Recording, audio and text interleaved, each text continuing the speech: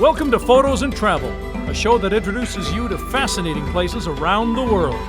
Please welcome our host and tour guide, Jonathan van Bilsen.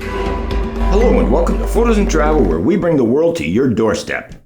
This is the second last show of Season 5 and also the second last of the series. Today we'll be visiting the northern half of Portugal, starting in Lisbon and heading north to Porto. We'll do a side trek to the Douro Valley and then continue north to the Spanish border. We'll begin our adventure right after these messages. At Voss, your independent grocer, it's all about hometown living and shopping.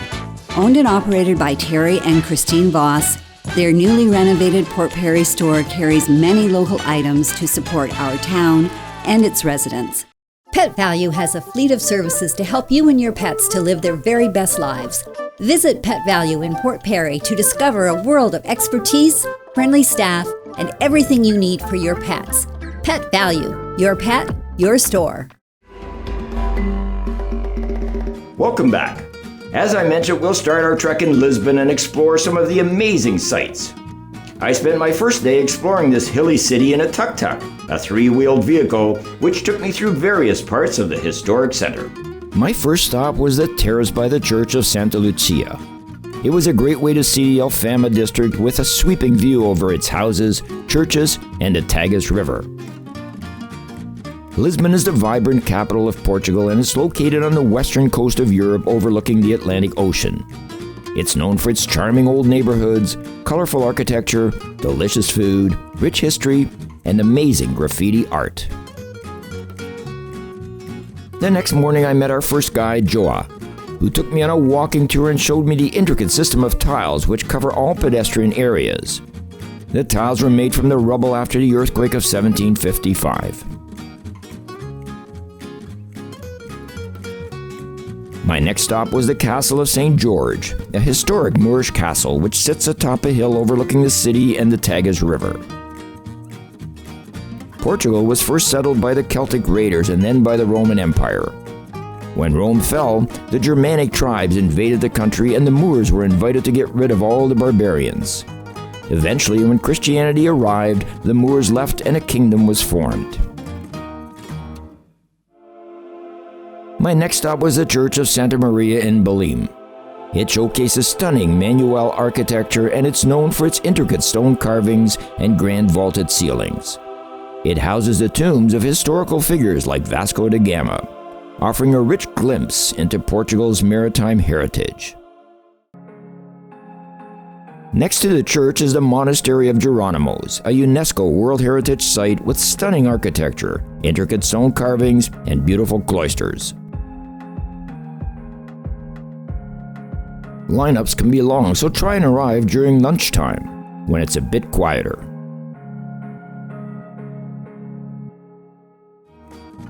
I did make time to sample the famous Belém custard tarts, which originated here and are loved the world over.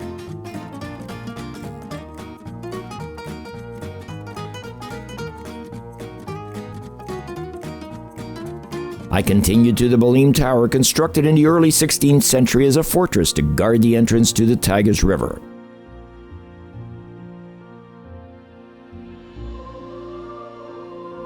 Next to the tower is the Discoveries Monument, commemorating Portugal's age of exploration.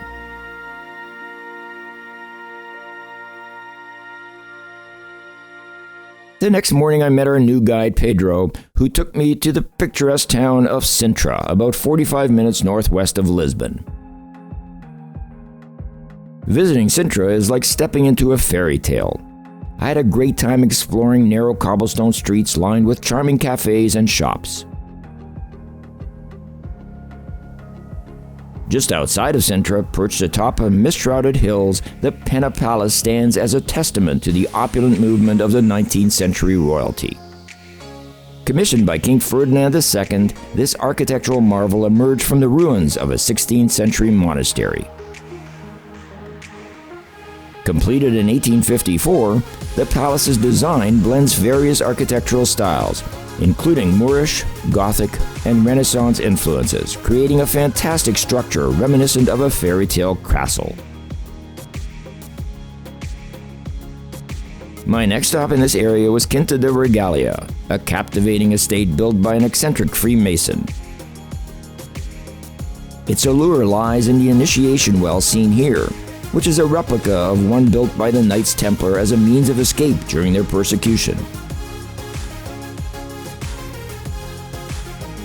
At the bottom of the mysterious well lie several tunnels, each leading to a different path of the garden.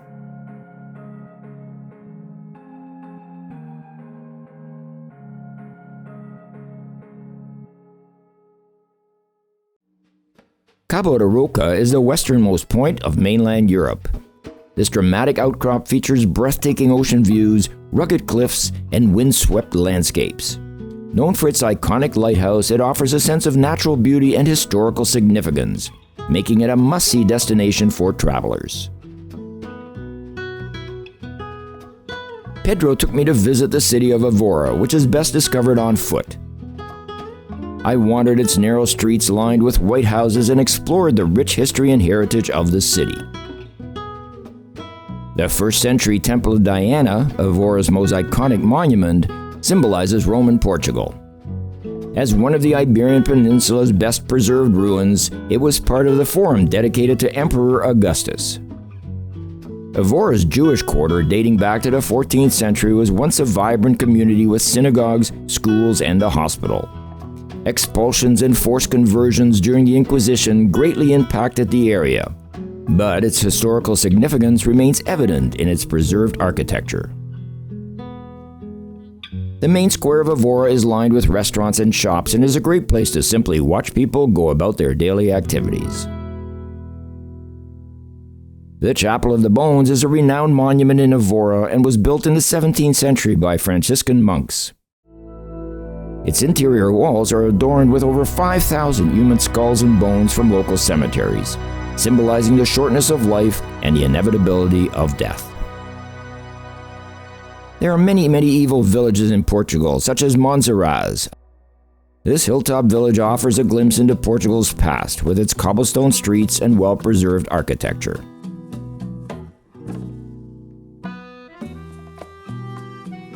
I met my next guide, George, who took me north into central Portugal's region, stopping first along the coast outside of Lisbon to visit Cabo Especial, a true example of rugged coastal beauty. Perched on dramatic cliffs, this historic site features a 17th century sanctuary and lighthouse.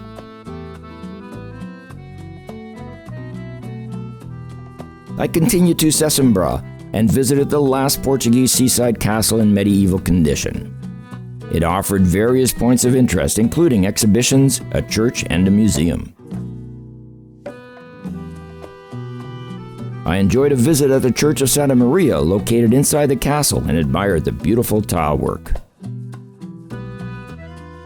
Seaside restaurants are great for lunches with their picturesque scenery and inviting water. Visiting the town of Óbidos was like stepping into a fairy tale. Enclosed by medieval walls, its cobblestone streets wind past colorful houses adorned with bougainvillea. This appeared to be a bookstore, but instead, it sold sardines in decorative cans, which are found throughout Portugal. I continued north, visiting Nazaré, home to the largest waves in the world. The waves, some 20 meters or 60 feet high, appear in October and November and make this area a surfer's paradise. In the village itself, we came across fishermen drying their daily catch in the sun.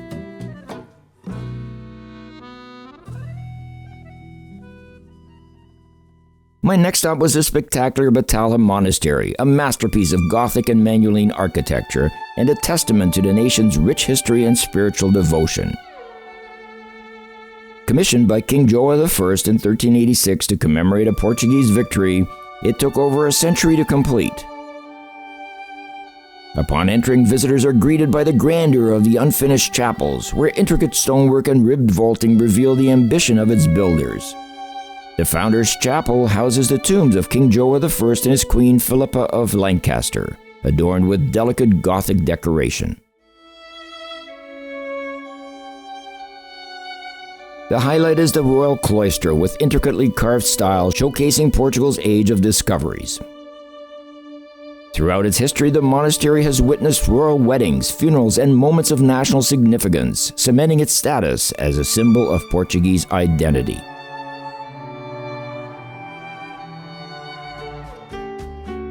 I arrived in Tomar, my favorite city in Portugal, and went for a stroll along the banks of the Naboa River. The city reflects centuries of Knights Templar influence and Renaissance architecture. I wandered through cobbled streets, explored medieval alleys, and soaked in the tranquil atmosphere of this picturesque town. The Church of St. Mary of the Olive Garden holds historical significance as a burial site for Knights Templar and Portuguese nobility, embodying the region's religious and cultural heritage. This is the magnificent Convent of Christ, which stands as an architectural marvel and a symbol of the nation's rich history. Founded in the 12th century by the Knights Templar, it was initially intended as a fortress to protect the region from Moorish invasions. However, its significance expanded when it became the Order's headquarters in Portugal.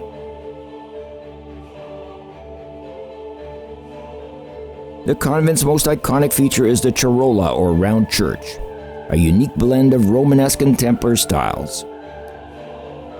This circular sanctuary, reminiscent of the Church of the Holy Sepulchre in Jerusalem, served as a spiritual center for the Templars. After the dissolution of the Templar order in the 14th century, the convent was passed on to the Order of Christ, a Portuguese successor organization. Under their patronage, the convent underwent significant expansions and renovations, including the construction of the intricate cloisters and the elaborately decorated window of the chapter house known as the Manueline window. It is an exquisite example of Portuguese Renaissance architecture, adorned with intricate motifs symbolizing the nation's maritime achievements and religious devotion.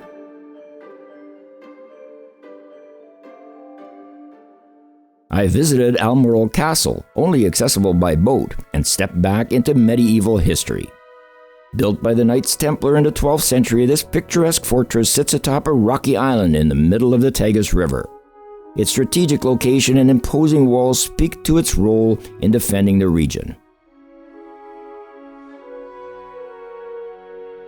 My next stop was the university town of Coimbra, where I stayed at the beautiful Hotel Quinto de Lagrimas, built in 1355, complete with gardens and golf course. The next day I met my guide for the area, Julio, who took me to the Coimbra University, which dates back to 1290, making it one of the oldest universities in the world. I visited the amazing Chapel of St. Michael, dating back to before the university was founded in the 12th century.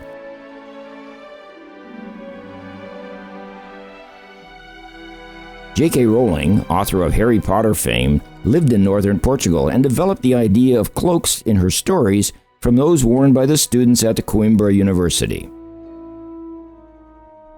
I stopped at the Monastery of the Holy Cross to view the beautiful pipe organ suspended on the wall. Learning so much about the historical element of this region was amazing, and a stop at the ruins of Coimbra, among the best preserved Roman sites in Portugal, offered a glimpse into ancient Roman life. Dating back to the 2nd century BCE, Coimbra thrived as a significant settlement with impressive mosaics, baths, and an aqueduct. Abandoned in the 5th century, it now serves as an archaeological treasure. Traveling through Portugal was great and such a learning experience. The Convent of Christ in Tomar was mesmerizing, and the hilly cobblestone streets of Lisbon were a challenge to navigate. When we come back, we'll explore Porto in all its grandeur, as well as the Douro Valley and the northernmost reaches of this Mediterranean country. Not all Canadians have the time nor desire to manage their finances, and often that responsibility is up to financial professionals. Our goal is to help Canadian families achieve a happy and successful financial future. Visit us, the McClellan Financial Group of Asante Capital Management. Top care with top stylists. Book your next hair appointment with Port Perry's award-winning hair salon, Rosario Greco Styles. The hair experience you deserve. Book today. Call 905-985-0099. Want to look professional? Want customers to remember you? Custom branding from PP Print, using the finest embroidery materials and high-end direct transfers, will make your brand stand out from the rest. PP Print, more than just printing. Welcome back. As I mentioned in this segment, we're going to explore Porto and all it has to offer, as well as visiting the northern part of the country. My first stop in Porto was the very famous Lilo bookstore. It was said the store, with its intricate details, was the inspiration for the interior of J.K. Rowling's Hogwarts castle. However, Rowling admitted she never set foot inside. In fact, she claimed she was unaware of its existence. Rowling did take the theme for her Gryffindor house from the fountain nearby. Porto is a picturesque city. I took a leisurely stroll through Corderia Garden amid the large-based sycamore trees. I'd heard about the famous train station in Porto, a historic landmark renowned for its stunning tile work. Opened in 1916, the station's Grand Hall features over 20,000 blue and white tiles depicting Portugal's history, culture, and transportation evolution. The station serves as a bustling hub connecting Porto to various destinations while offering travelers a glimpse of the country's rich heritage. The Clérigos Church and Tower, an iconic landmark in Porto, was completed in 1763. The church features an ornate facade and richly decorated interior. Of course, climbing the 75-meter or 250-foot tall bell tower with its 240 steps was a must, and the panoramic views of Porto from its summit were breathtaking.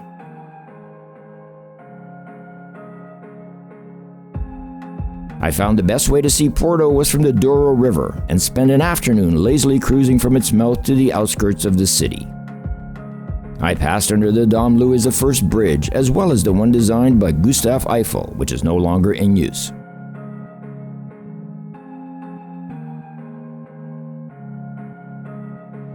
Visiting the Carmo and Carmelitas churches in Porto offered a glimpse into Portugal's rich heritage. These twin churches, separated by the narrowest house in the city, feature intricate tiled exteriors and lavish interiors adorned with gilded woodwork.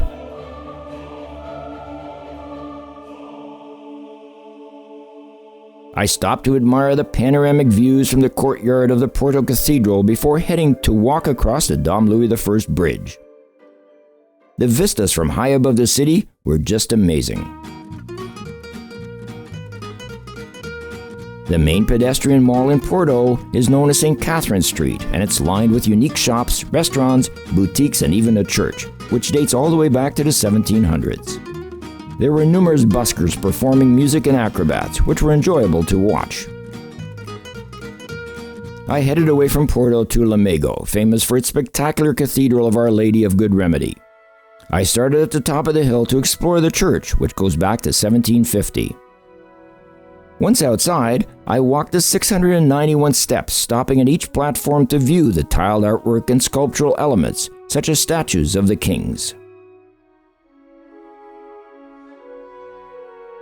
I decided to make a quick stop at the Cathedral of Lamego, as parts of it have been dated back to 575 CE.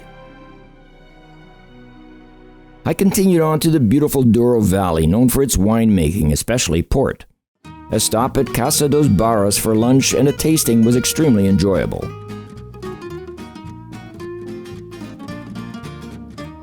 I took a cruise along the Douro River, renowned for its stunning landscapes, terraced vineyards, and production of world-famous port wine. This UNESCO World Heritage Site offers scenic beauty, charming wine estates, and very picturesque villages. The region's rich cultural history and exceptional winemaking traditions make it a must-visit destination. My next stop was the picturesque village of Pinois.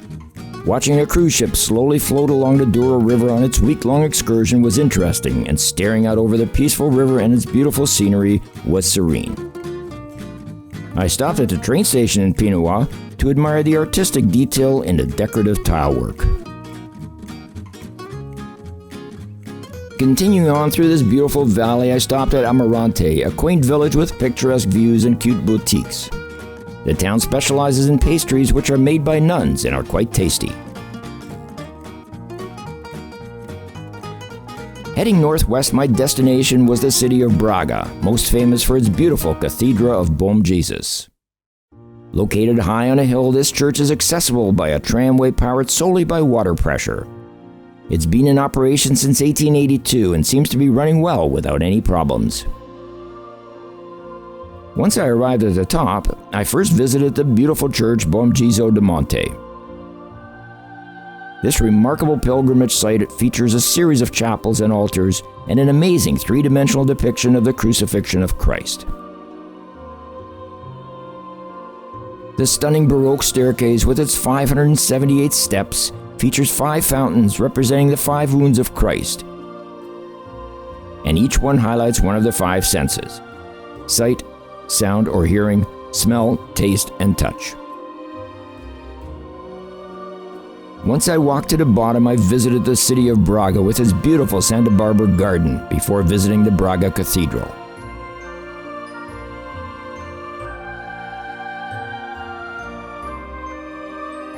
This amazing church is Portugal's oldest complete cathedral, dating back to the 12th century. Located in the city's historic center, it's rich in history and religious significance. The cathedral houses impressive artworks, intricate carvings, and a revered treasury, making it a key cultural and spiritual landmark.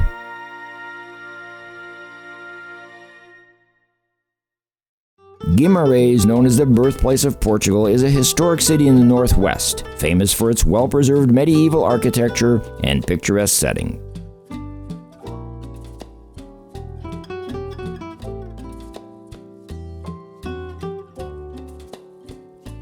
The Palace of the Dukes of Braganza, built in 1422 by Alfonso, Count of Barcelos, is a medieval estate which underwent extensive restoration after the fall of the Portuguese royal family in 1910. The Castle of Guimarães is the principal medieval castle in the northern region of Portugal. It was built in the 10th century to defend the monastery from attacks by Moors and Norsemen. My next stop on this Portuguese adventure was the town of Viana do Castelo. It was wet when I arrived, so I spent a little time at the farmers market, where locals go to get their fruits and vegetables.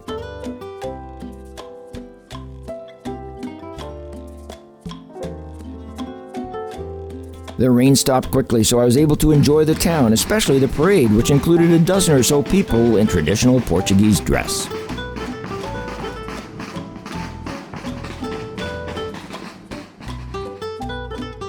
I visited another local market where it seemed I was the only non-resident. The market sold everything from jeans to hats, dishware to umbrellas. I made my way to the Church of Santa Lucia, perched high atop a hill with stunning views of the ocean. The church honors Santa Lucia, the patron saint of sight.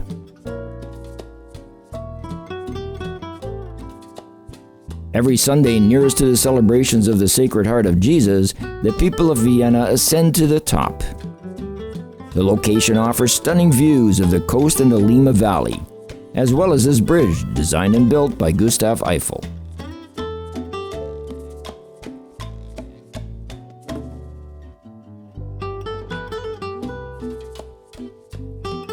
I continued north to Molido, in the northwesternmost part of Portugal. I arrived at Foz de Minho Beach, where you can almost reach across the river and touch Spain. This area is a summer retreat for many residents of Porto who want to get away for a few days. Ponta de Lima, Portugal's oldest town, is renowned for its medieval charm and historical significance. Established in 1125, it features the iconic Roman Gothic bridge spanning the Lima River, a vital crossing since Roman times. The town boasts narrow cobblestone streets, picturesque squares, and well-preserved architecture. Surrounded by lush vineyards and scenic landscapes, Ponta de Lima offers a captivating blend of history, culture, and natural beauty. The last leg of my trek introduced me to a new guide, Jose, who took me to Evora, a beautiful city by the ocean. It is known as the Venice of Portugal because of its numerous canals, and of course taking a ride in a monastery boat was a must. The boats got their name because they were used to collect and transport molisso, a type of seaweed abundant in the region which was used as fertilizer. My visit here was enchanting. The Art Nouveau architecture was stunning, and the vibrant cultural scene and charming streets made exploring this charming village delightful.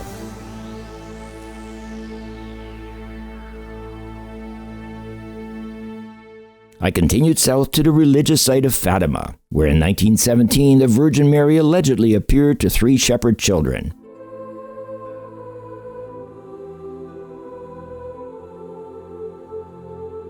The location immediately gained fame, and people flocked here from all over the world to pray for cures and various ailments. There are numerous stalls where you can purchase wax body parts, which you can then toss in a fire as an offering to alleviate your ailment.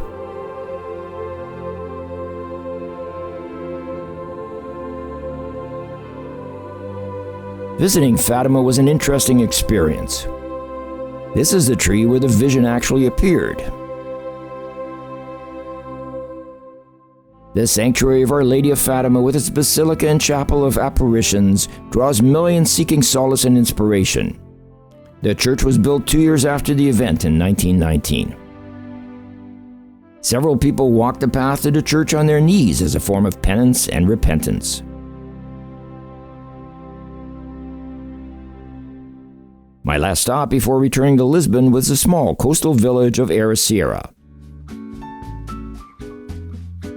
Known for its world-class surfing, this charming fishing village offered stunning Atlantic Ocean views and pristine beaches. The town's narrow cobblestone streets and whitewashed houses with blue trim is how I've always pictured traditional Portuguese charm. Nearby, the scenic cliffs and natural beauty of the coastline invite exploration. Whether surfing, dining, or simply relaxing, Evora offers a perfect blend of adventure and tranquility.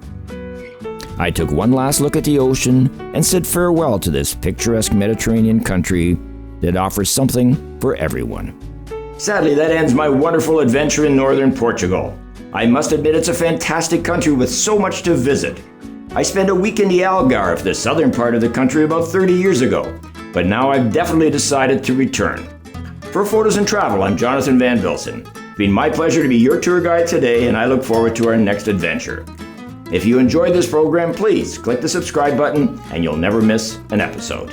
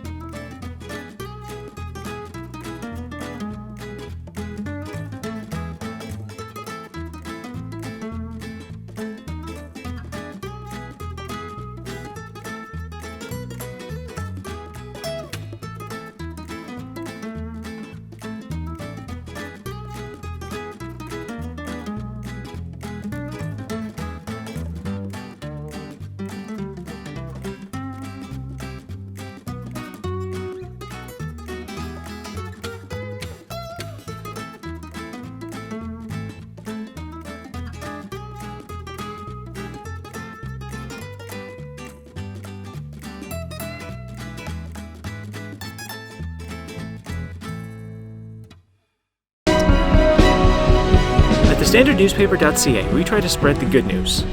Even in tough times, we accept the challenge of keeping you informed. So from local contests to local happenings, let's show our support for all those who keep our communities strong. Want to know what's happening in Skugog? News and lifestyle, changes in business, and all the entertainment information you'll ever need. Plus, each edition has a new Photos and Travel article. Look for your next copy in your mailbox.